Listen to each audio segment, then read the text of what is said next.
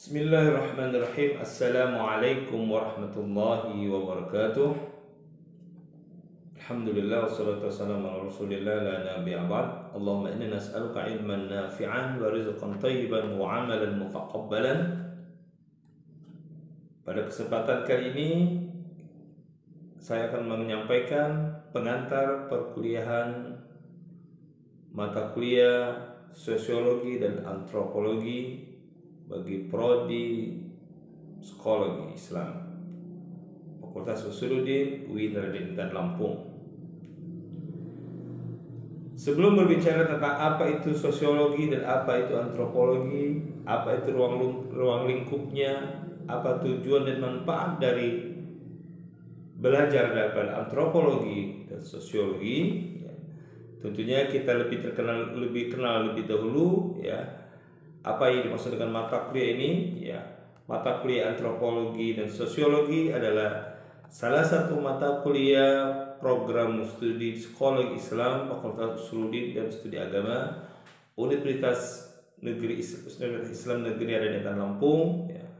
Tujuannya daripada mata kuliah ini agar mahasiswa mengenal apa itu antropologi dan sosiologi dan sejauh mana manfaat ilmu ini dalam jurusan ataupun prodi daripada psikologi Islam dan studi agama dan studi lainnya. Tentunya capaian pelajaran dari program studi yang dirujuk adalah mahasiswa mampu mengenal antropologi atau sosiologi, kemudian mahasiswa dapat mengetahui manfaat belajar daripada antropologi dan sosiologi, dan mahasiswa mampu mengetahui manfaat antropologi ataupun sosiologi dalam prodi psikologi dan studi agama dan studi lainnya. Kemudian capaian pembelajaran mata kuliah atau yang kita kenal dengan CMP, ya. Mahasiswa mampu memahami konsep mata kuliah antropologi dan sosiologi dengan beberapa pendekatan secara mendalam. Mahasiswa mampu menjelaskan antropologi atau sosiologi dengan beberapa pendekatan, dan mahasiswa mampu mendeskripsikan perkembangan ruang lingkup antropologi sosiologi sebagai ilmu pengetahuan sosial, dan mahasiswa mampu mengaplikasikan antropologi ataupun sosiologi dalam aspek kehidupan manusia masyarakat yang berbudaya. Ya. Kapan sebenarnya ilmu ini lahir ataupun ilmu antropologi ataupun sosiologi itu lahir? Kita tahu bersama bahwasanya antropologi dan sosiologi ini lahir ketika era modernisme sedang berkembang bangkit di seluruh tanah Eropa. Maka pada kesempatan ini kita bahas terlebih dahulu, ya, apa itu hakikat modernisme. Pemikiran modernisme, ya, meliputi gagasan bahwa tujuan mementingkan pengetahuan. Sebagaimana dikatakan Giddens, ya, tahun 1987, dia mengatakan bahwasanya modernisme adalah mempengaruhi kondisi manusia agar menjadi lebih baik. Maka modernitas ini berarti adalah upaya terus-menerus perbaikan kehidupan dan upaya mencapai kemajuan. Tidak seperti latar tradisional di mana pandangan mengenai sesuatu itu relatif sama dan tetap. Maka dalam dunia modern, perubahan, perkembangan, dan perbaikan adalah tujuannya.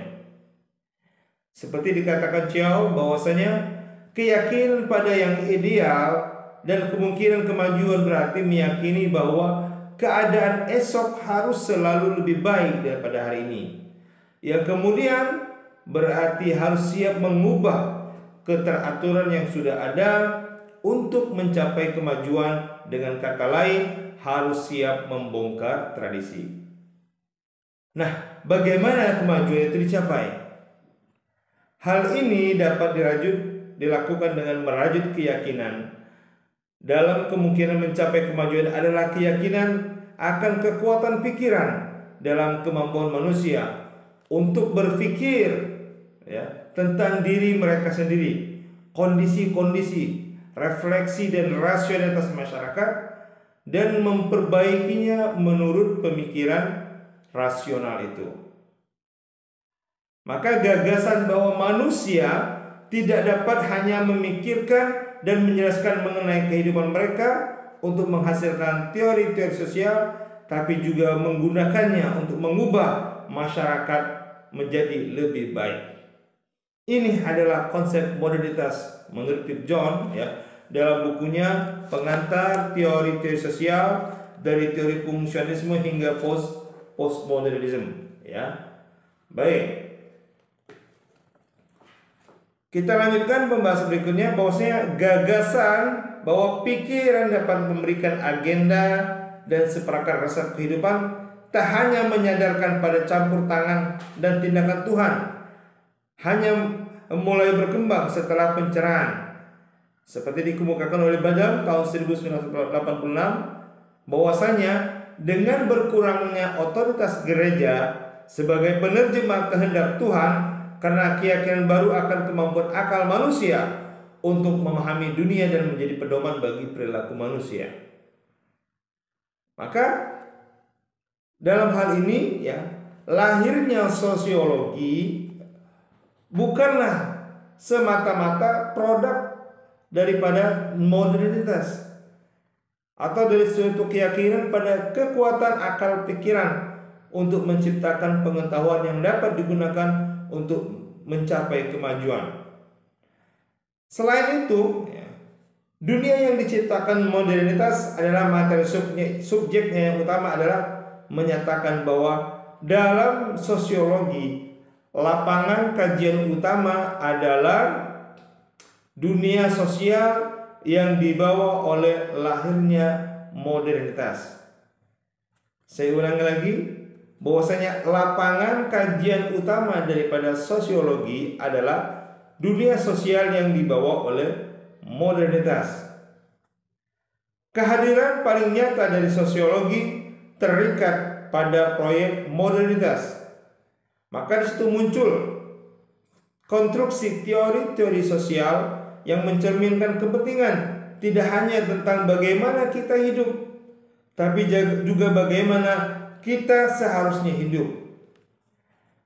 Teori-teori sosial tentang masyarakat modern ya, tidak hanya menguraikan dan menjelaskan dunia sosial kita, tapi juga mendiagnosa masalahnya dan mengusulkan cara pemecahannya. Dalam hal ini menempatkan sosiologi dalam zona transisi yang ketat antara diagnose dan prognosis. Masalahnya tentu saja terkait dengan sasaran dan arah perubahan yang diharapkan, sehingga melahirkan sebuah pemikiran, sumbangan pikiran daripada para tokoh-tokoh sosiologi terkemuka abad ke-19, 20 dan abad 21 dalam proyek modernitas. Maka dalam hal ini dapat kita simpulkan ya, menurut Adam Kahman ya, sosiologi adalah ilmu yang mempelajari kehidupan masyarakat manusia. Sosiolog ya, sosiologi yang pakarnya atau orang yang konsentrasi di dalamnya disebut dengan sosiolog, berusaha mengadakan penelitian yang mendalam tentang hakikat dan berbagai sebab terjadinya keteraturan pola pikiran dan tindakan manusia yang berulang-ulang. Berbeda dengan psikolog yang mereka memfokuskan sasaran penelitiannya pada berbagai karakteristik pikiran dan tindakan individu. Sosiolog tertarik pada pikiran dan tindakan yang dimunculkan manusia sebagai anggota suatu masyarakat. Oke, ya. Di sini penjelasan umum tentang pengertian dan ruang lingkup daripada kajian sosiologi. Maka yang menjadi objek daripada sosiologi di sini adalah gejala-gejala yang berkembang di tengah masyarakat. Baik, ini sebagai pengantar daripada perkuliahan kita terkait dengan mata kuliah sosiologi. Untuk itu dalam hal ini ya, telah dirangkai, disusun ya, rangkaian teori-teori akan kita bahas ya dalam perkuliahan terkait dengan sosiologi ya. Di antaranya tentunya Kita akan membahas tentang misalnya ya teori-teori yang muncul ya dari abad 19, 20 dan 21. Seperti munculnya mazhab positivisme, mazhab humanisme ilmu sosial, mazhab elektik dan mazhab post-strukturalisme. Nah, ini diantara tema-tema yang akan kita bahas dalam perkuliahan mata kuliah sosiologi dan antropologi. Ini adalah penjelasan awal terkait dengan mata kuliah, yaitu mata kuliah sosiologi. Berikut pengertian, konsep, dan ruang lingkup dalam pelajaran sosiologi ini. Terima kasih. Kita lanjutkan kepada part kedua. Assalamualaikum warahmatullahi wabarakatuh.